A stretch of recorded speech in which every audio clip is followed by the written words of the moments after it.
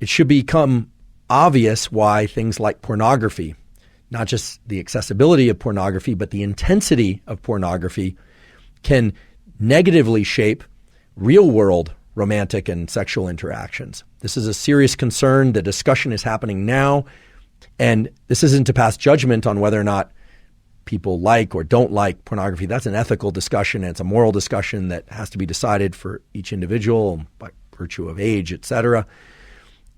But again, any activity that evokes a lot of dopamine release will make it harder to achieve the same level and certainly the greater level of dopamine through a subsequent interaction.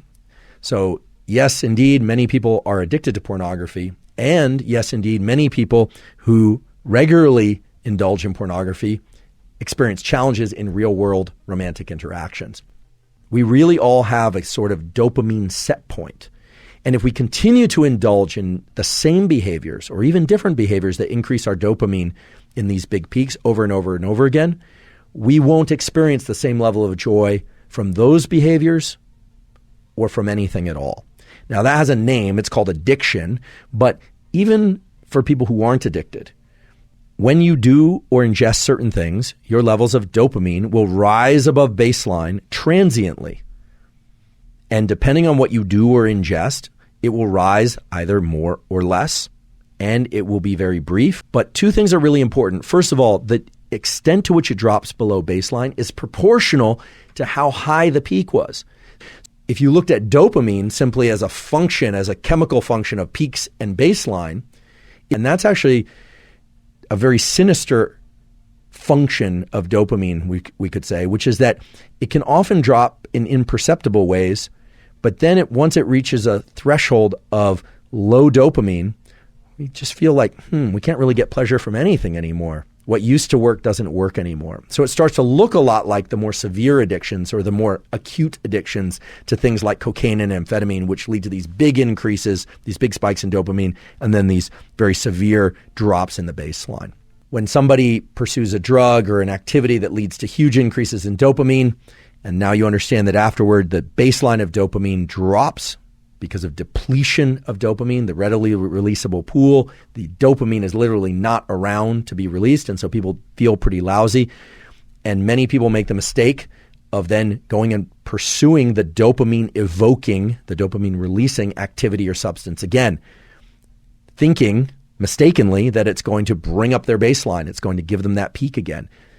Not only does it not give them a peak, their baseline gets lower and lower because they're depleting dopamine more and more and more. And we've seen this over and over again. When people get addicted to something, then they're not achieving much pleasure at all. Addiction is a progressive narrowing of the things that bring you pleasure. So oftentimes what will happen is the person only has excitement and can achieve dopamine release to the same extent doing that behavior and not other behaviors. And so they start losing interest in school, they start losing interest in relationships, they start losing interest in fitness and well-being, and depletes their life. And eventually what typically happens is they will stop getting dopamine release from that activity as well, and then they drop into a pretty serious depression. And this can get very severe, and people have committed suicide from these sorts of patterns of activity. Now, of course, we all should engage in activities that we enjoy. I certainly do. Everybody should. A huge part of life is pursuing activities and things that we enjoy.